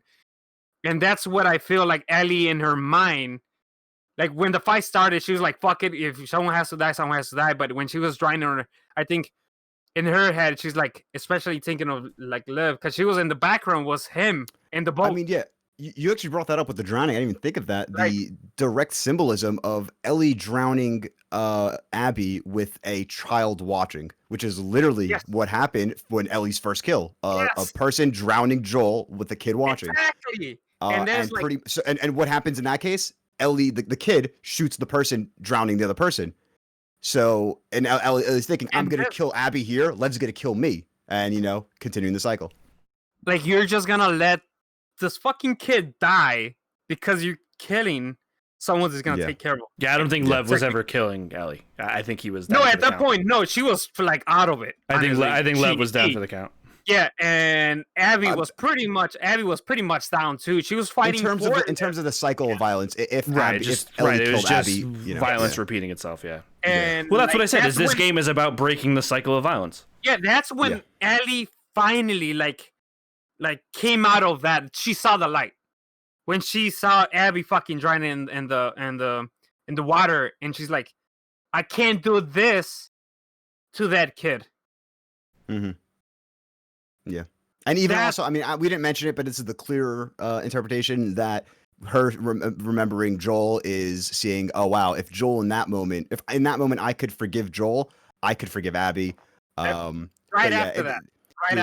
This story is so amazing. It's just, it's layers stacked upon layers. It's so well written. It's so well performed. It's really a masterpiece. And in the fight, Abby bites the 2 fingers off. Mm-hmm.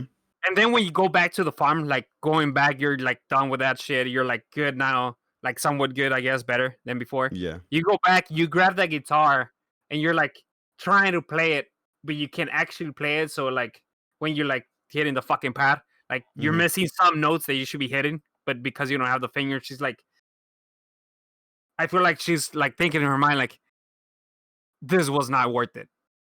I mean, yeah, Anthony, could you play guitar with 3 fingers? Like I was trying to think of more significance. I was thinking. Well, first of all, what's his name from Black Sabbath? Tony Iommi.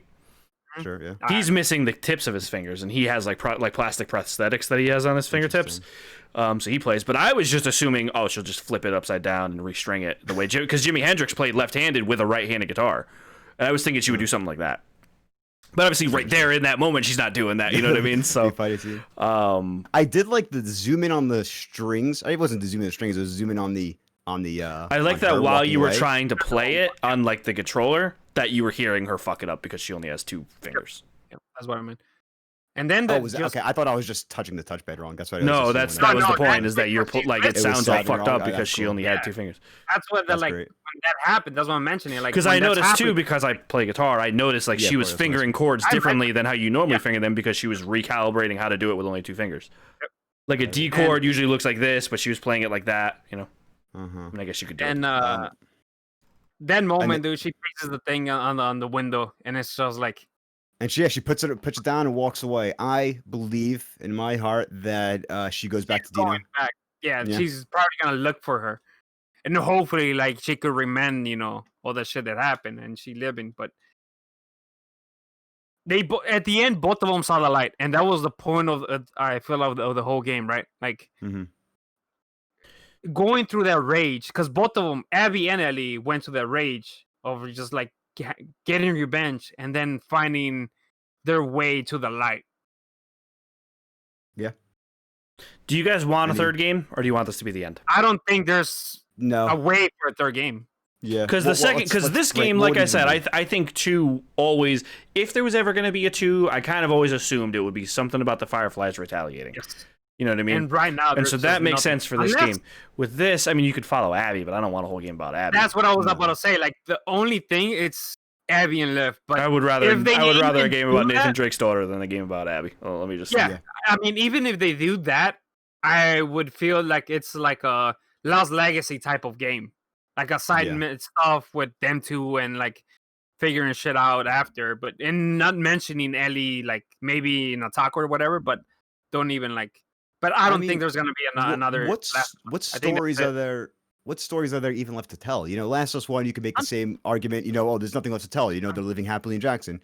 But you could easily say, like, wait, they're living happily. He just killed a bunch of people and they're just on the right, like, there's something gonna happen here. Now I really think the book's closed on Ellie Angel's story. Yeah. I mean, unless you want to do just a totally different character, like Lost Legacy. If you think about it, like, yeah, it is sort of related to Nathan Drake because those characters know Nathan Drake, but it is different characters. Like, you could do completely new characters in a completely different part. Like, you could do like what's going on in Florida. You know what I mean, or what's going on. The same like combat, I guess. Like right. Like The Last of Us. Orange County. I don't fucking know. You know what I mean? Just you could. I wouldn't want that, but you could do something. If you call it that, that's why I feel like if you call it whatever it is, it's gonna be with Abby and Liv. That's why they're like two characters, the kid and Abby. But I just don't think really it's gonna need that though. I don't think. Yeah. You give me a DLC like a Left Behind style DLC with Abby and Abby. I'm combining the names at this fucking point. With Abby and Lev, you can give me that type of DLC. I'm fine with that. If something happens, it's gonna be something like that. Something small with them too. I would think the next. I believe the next story. I mean, kind of announced, but the next story we hear in the Last of Us universe is the multiplayer, and I think it's going to be fleshed out factions, which it's going to be Seraphites versus Wolf, right? Makes sense. Maybe throwing some Rattlers there also, some Firefly. I don't know. I feel like there's definitely. I think the story writes that you could do from when Isaac. You could do like when the truce is broken. You know what I mean? Flash back a little while. So it could kind of be like BioShock 2's multiplayer, where it does have a story its own. You have like a little hub and makes sense within the world. Right. Which the first game kind of did too, to an extent too. Yeah, no, it did very well, but I'm just saying, that I think that is the. I think that story writes itself, though. I think it's when the truce breaks. That's when multiplayer takes place. Yeah. Quick thing to add. And if they do that, and you have to like choose one of them, like to play as one or whatever, hopefully that'd be cool. You already have the stadium set up for the Wolves, and you already have the village set up for the Scars. So you could use like a small area because it seems like they want to evolve that like factions area. Like every time you win, you come back with rations or whatever it is. Yeah, like you can have like level up. It was just all text like. It was a menu. Yeah, all text light, and it was like a menu. That would be cool if they had like a hub area, like a tower from Destiny type area. That'd be cool. That would all right, so that's where we'll leave off the Last of Us series. Went pretty long. Do you have a timer on this episode? Like, is there? We're running about an hour and 32 minutes. Jesus, okay. Way longer than we expected. Yeah. I thought it was gonna be 40 minutes, but dude, hey, it's fucking Last of Us. Yeah, worth it. I wonder how long our God of War spoiler cast was. I think that was around under an hour now. I think it was around an hour. I think that was around an hour. Okay, so final. Let's get back to where we started. Yeah. Bring it. Final review. You guys think 10 out of 10? I think 10 out of 10. I think it's, like I said, it's an amazing game, awesome game, a masterpiece. Yeah. I'm not saying it's perfect because it's not perfect. There was small things right at the end right now.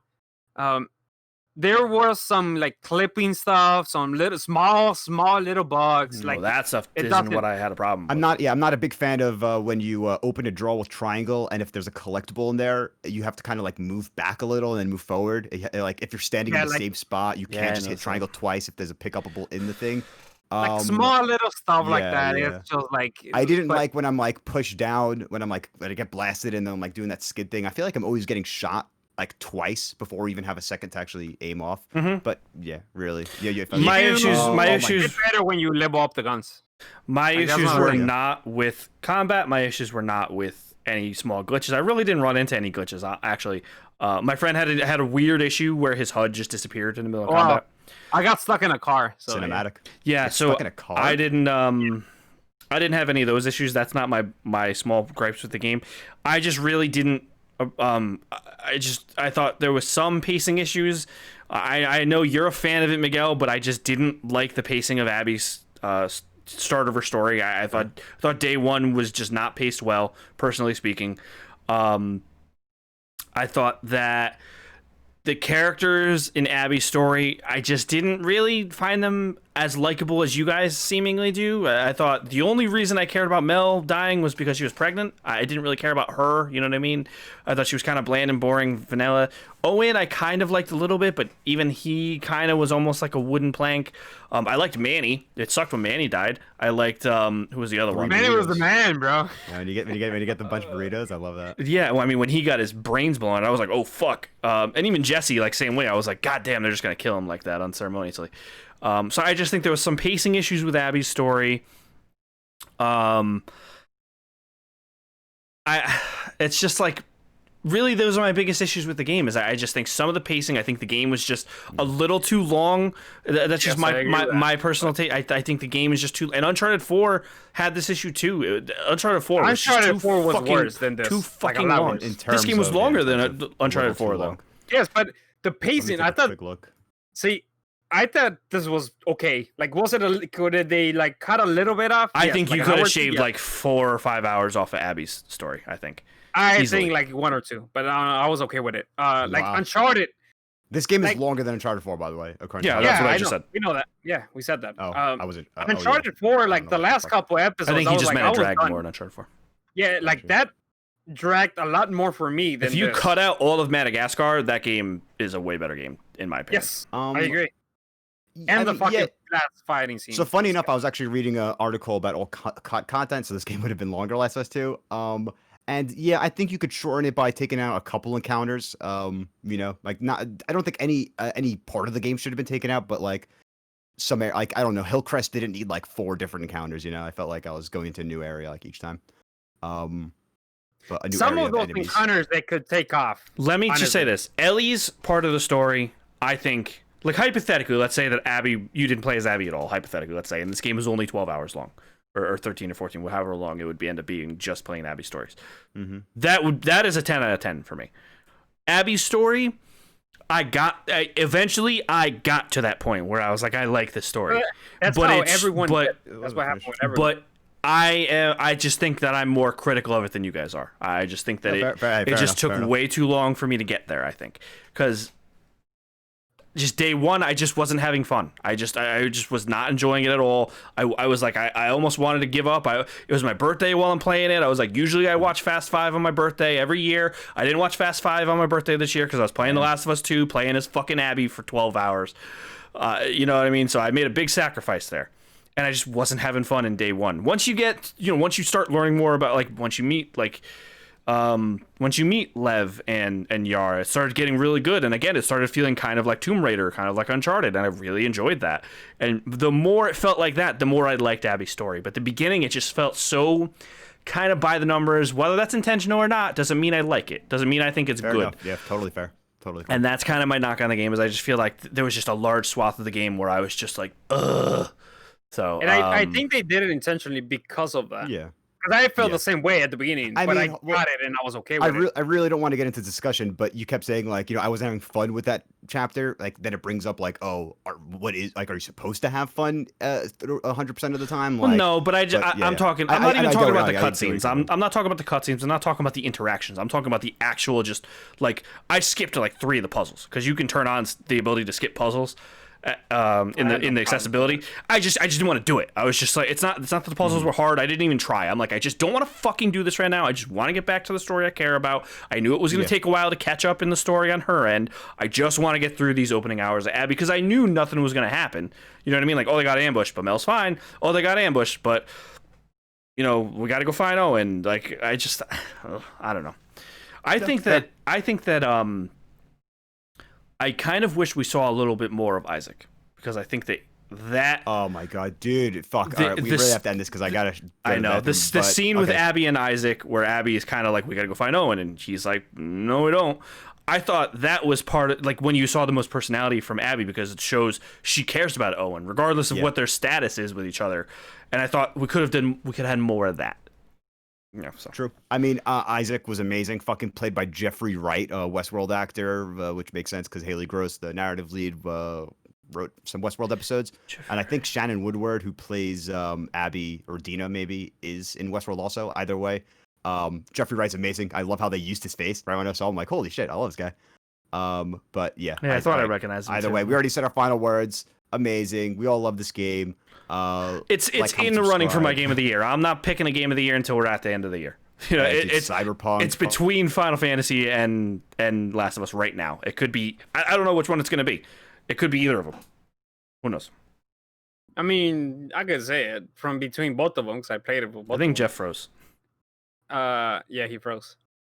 Right now, so far, is Last of Us 2 by like a mile. Well, again, I have some bias towards Final Fantasy. So. Oh, I know you do, and I'm sure. But I kind of don't always agree with you guys. You know what I mean? Like you guys all went God of War, and I went Red Dead. This is so the point of this. Like, I love fucking God of War. I thought it was amazing. Yeah, like God of War was like a millimeter behind Red Dead for me when I picked Game of the Year. But I just feel like Red Dead. You're back, Jeff. Red Dead. Awesome. You froze for like a straight like. I couldn't even load a webpage. Nice. As I was trying to close it. Like I said, so we'll see at the end of the year. This game could grow on me more. Final Fantasy could grow on me more. I don't know yet.